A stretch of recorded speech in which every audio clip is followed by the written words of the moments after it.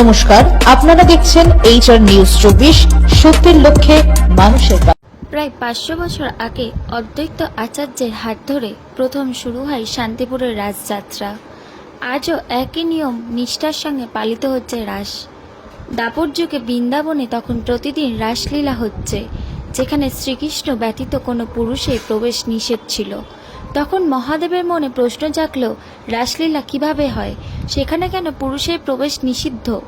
এই প্রশ্ন থেকে তিনি মহিলা রূপে রাসলীলায় প্রবেশ করেন।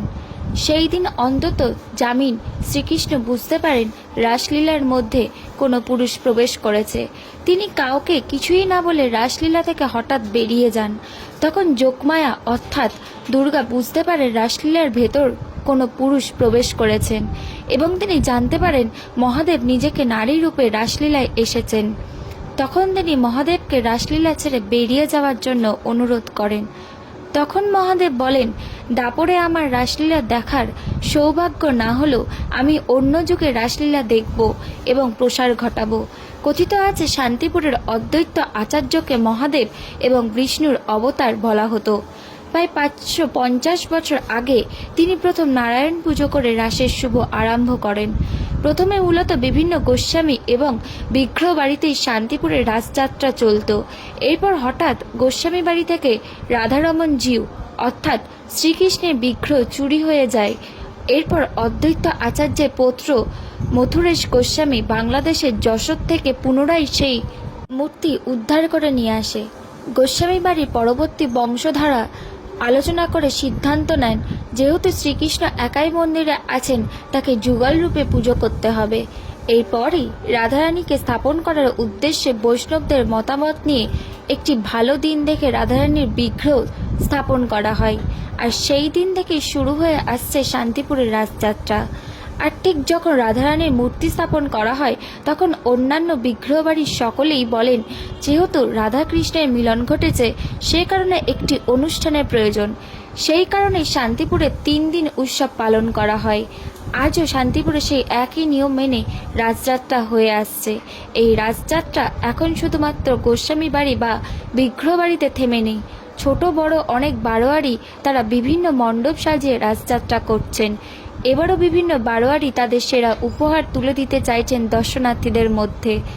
শ্যামবাজার রাস উৎসব কমিটি তারা এবছর বিভিন্ন প্রকার লৌহ সামগ্রীর দ্বারা নির্মিত করেছে। থানার মাঠ রাস উৎসব কমিটি তাদের এই বছরের নিবেদন অক্ষরধাম মন্দিরের আদলে তৈরি মণ্ডপ। শান্তিপুর লিডার্স ক্লাব তারা এবছর থিম এবার রাশি শান্তিপুর আলোকমালায় ভরপুর। অন্যদিকে লক্ষ্মীতলা বারোয়ারি তাদের এই বছরের থিম বদ্রীনাথ ধাম আদলে তৈরি মণ্ডপ।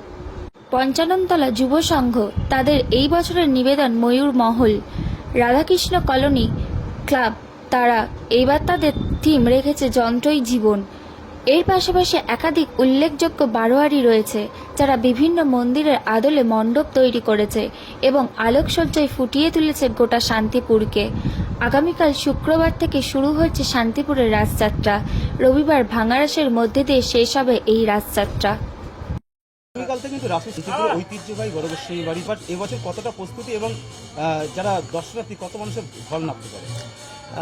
এবছর রাসের একটা বিশেষ আনন্দের ব্যাপার হচ্ছে, এবছর রাস শুক্র শনি রবি। আমরা এক্সপেক্ট করছি অন্যান্য বারের তুলনায় 2 গুণ বা 3 গুণ মানুষ আসবে। সংখ্যাটা হাতে গুণে বলা খুবই কঠিন। এইটা একটা বিশাল বড় আমাদের কাছে চ্যালেঞ্জও বটে, কেননা আমাদের গোস্বামী বাড়িগুলোর ক্ষেত্রে আমরা তো প্রচুর সংখ্যক সাধারণ মানুষকে নিয়ে যেতে পারি না, আমাদের বাড়ির সেবায়িতরা মিলে রাসটাকে মেনটেন করেন। সেই দিক দিয়ে আমাদের বিষয়ে এটা আমরা চেষ্টা করব যতটা সম্ভব সুশৃঙ্খলভাবে মানুষকে তাদের ব্যবস্থা করে দেওয়া যায়, থাকার ব্যবস্থা করে দেওয়া যায়। আর আশা করছি ইতিমধ্যে বড় গোস্বামী বাড়ি প্রতিবার এক অনন্য নাম রাখে এবং এই পুজো থেকেই কিন্তু রাসের একেবারে সূচনা বলা যেতে পারে, বা বিগ্রহ সামনে আসার পর। কত বছরে পড়লো এবং এই পুজোর ইতিহাস কি, এবং কে এই পুজো প্রথম এই রাসযাত্রায় সামনে এনেছিল দর্শনার্থীদের? শান্তিপুরের রাস, পুরো রাসটাকেই আমরা ভাঙা রাস বলি। আমাদের একটা প্রথম ভুল ধারণা ভেঙে দিই, ভাঙা রাস শুধু শোভাযাত্রা নয়, গোটা শান্তিপুরের রাসটা ভাঙা রাস। দেখুন, রাসলীলা বৈষ্ণবদের একটা মূল উৎসব, বহু বছর ধরে চলে আসছে, কিন্তু আমরা যতদূর তথ্য পেয়েছি বড় গোস্বামী বাড়ির মূল প্রতিষ্ঠাতা মথুরেশ গোস্বামী আজ থেকে 350 বা 400 বছর আগে আনুমানিক প্রথম এই রাসযাত্রার সূচনা করেন। তিনি এই রাস সূচনা করেন আমাদের বাড়ির যে মূল শোভিত বিগ্রহ রাধারমণ, যার নাম অতীতে ছিল দোল গোবিন্দ, সেই মূর্তি একবার চুরি হয়ে যায়। তারপরে বাড়ির জ্যেষ্ঠ বধূরা বিভিন্নভাবে ব্রত করে, কাত্যায়নী ব্রত করে সেই দোল গোবিন্দকে ফিরে পান এবং তার পুনর্নামকরণ হয় রাধারমণ। এবং তার সঙ্গে যেহেতু যুগলে থাকাটা সব গোস্বামী বাড়ির রীতি, আমাদের শ্রীমতীকে এনে দুজনের মিলন ঘটানো হয়।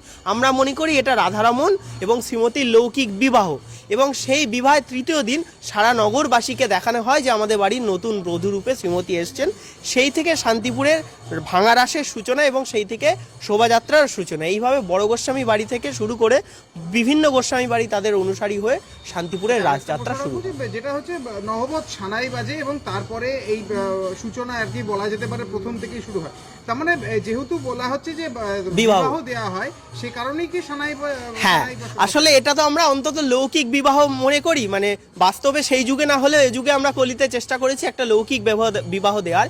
এই কনসেপ্টে আমাদের নহবত সানায় আসে এবং তৃতীয় দিন বধূ পরিচিতির এই ধারণাটাকে মাথায় রেখে সারা নগর ভ্রমণ হয়।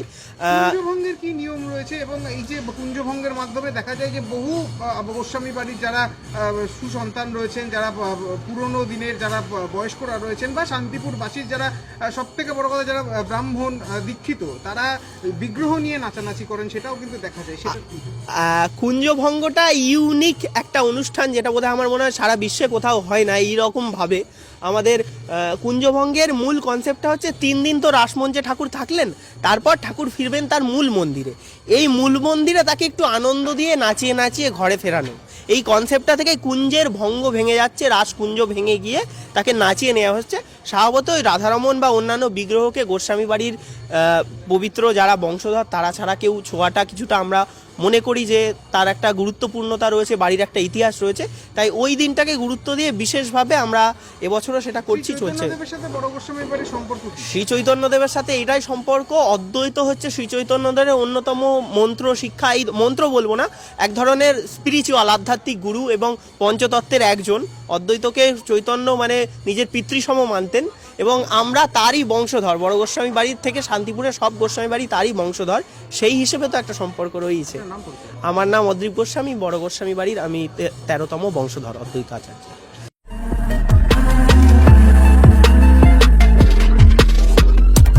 নমস্কার, আপনারা দেখছেন HR নিউজ 24, সত্যের লক্ষ্যে মানুষের পাশে।